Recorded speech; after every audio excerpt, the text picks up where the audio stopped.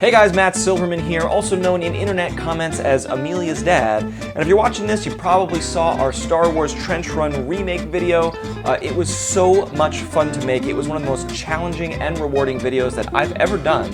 And we thought you might find it interesting to see how we erased that Mark Hamill dude and replaced him with a 3-year-old girl who blew up the Death Star.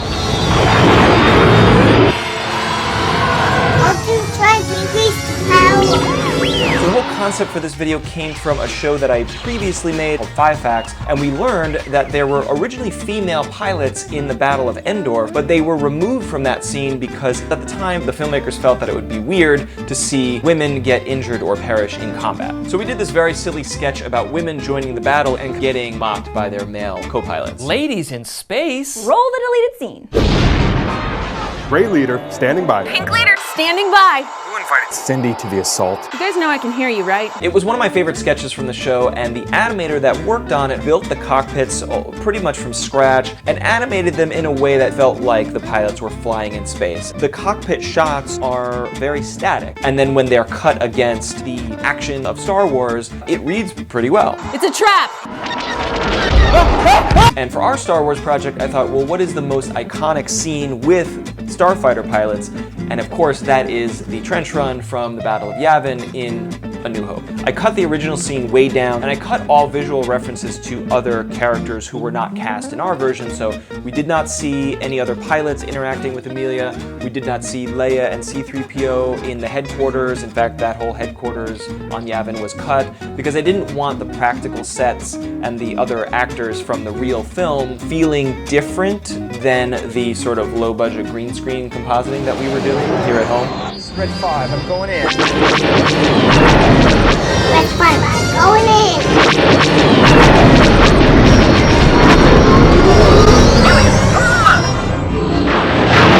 You all right?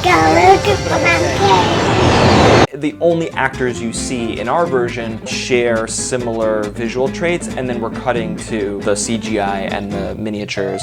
I'm not an animator, but in order to make these composites work, I had to learn a lot about chroma keying, lighting, composite animation, and about sort of artificial lighting, making sure that the pilots who were just sitting still in front of a green screen looked really like they were in that trench or being chased by a TIE fighter. It's on me tight. I can't shake it. It's on me tight. I can't shake it. We also had to buy some cheapo costumes that didn't always look so convincing on camera. So the first thing we did with those flimsy plastic Rebel helmets was get them dirty. They don't look like they've been through too many battles, so we're gonna mess them up a little bit. You ready? Flat black spray paint. Made it all dirty. Not bad.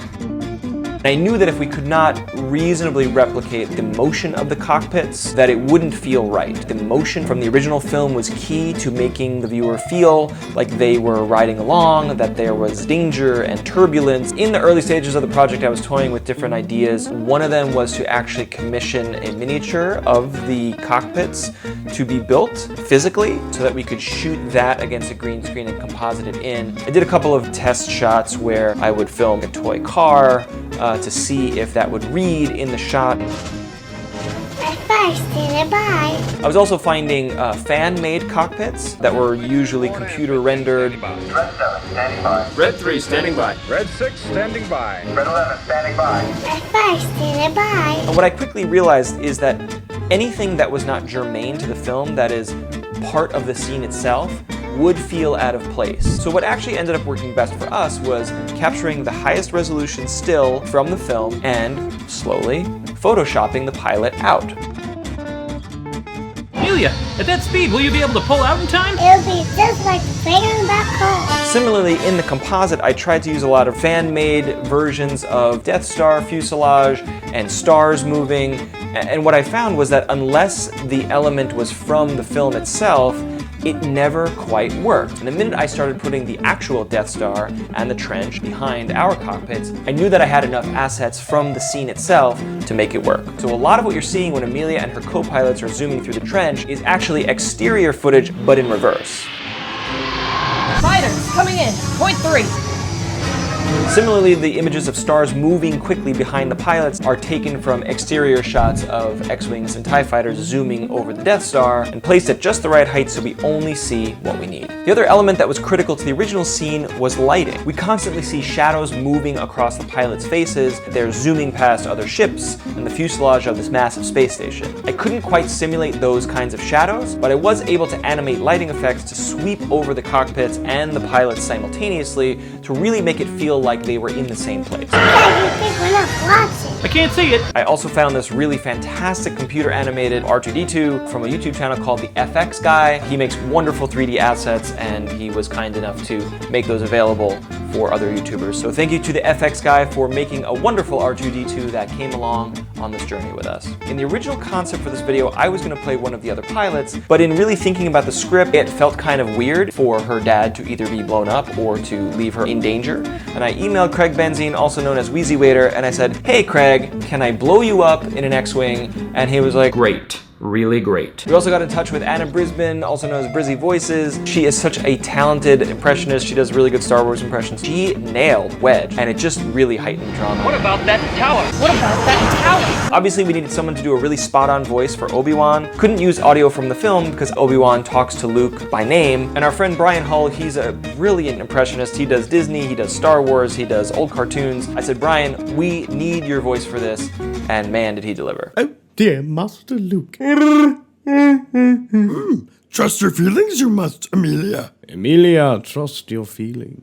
In my search for pilots, I reached out to the smoothest voice on the internet, the man, the myth, the legend, Tay Zonday. Hey, do you want to fly an X-Wing in this project? And he was totally down. And 5 minutes later, it dawned on me that Tay absolutely had to play Darth Vader. Just listen to his voice. I'll take them myself. Cover me. I have you now. Okay, I'll do it one more time. I am sweating like a pig in the sun. I have the air conditioning blasting. The man was born for this role. We are so grateful that we had the chance to work with such talented and generous YouTubers, and we could not have made this video without them. Thank you guys so much for watching and sharing and liking and subscribing. It means the world to us. If you're new to our channel, welcome. We are so happy to have you. We have a lot more Free Dad videos in the works, so stick around. And now, without further ado, the moment you've all been waiting for, all of the outtakes from Red 5, a Star Wars fan story. Wait. I'll be right there. I'm right there. Okay, here. This is my speed. That's your speed? Yeah. Whoa. And it stays on my costume. That's right. Yeah, that's it says. Here we go, doing this for Amelia. My scopes never get out. Don't see anything. Accelerate to attack speed. That was a big one. Use the Force. One word from the top. From the top. I'll be right there. Oh, that's not from the top. Prepping shot. Prepping shot. This is hard to do with no arms. I'll be right there. My contact's freaking out. Oh! Why is my contact freaking out, guys? Wait for one big high five. I'm ready for it. I can't work under these conditions. I need saline. I need saline. Hurry, Meals. They're coming in much faster this time. You can't hold them. Oh, that looks really good. There's a heavy fire zone. Red 5, where are you? Bow. Use the Force, Amelia. Oh. Blast it, Craig. Where are you? Great eye. Wow. Whoa. Explosion. I'm a little scratchy. That's okay. Oh boy. So tall. How'd you get tall? Eating food. You got tall from eating food? The Force will be with you always. What the? What the? Use your force, Amelia. Brian, is that you? Does that move? What the? Yeah, he kind of has to be a little quiet. No! Great shot, kid! That was 1 in a million! Great shot, Meals! Oh, it's okay. Aren't you trying to decrease the power? Right with you, boss. Great shot, kid! That was 1 in a million! Okay, hopefully this tank will be less sweaty.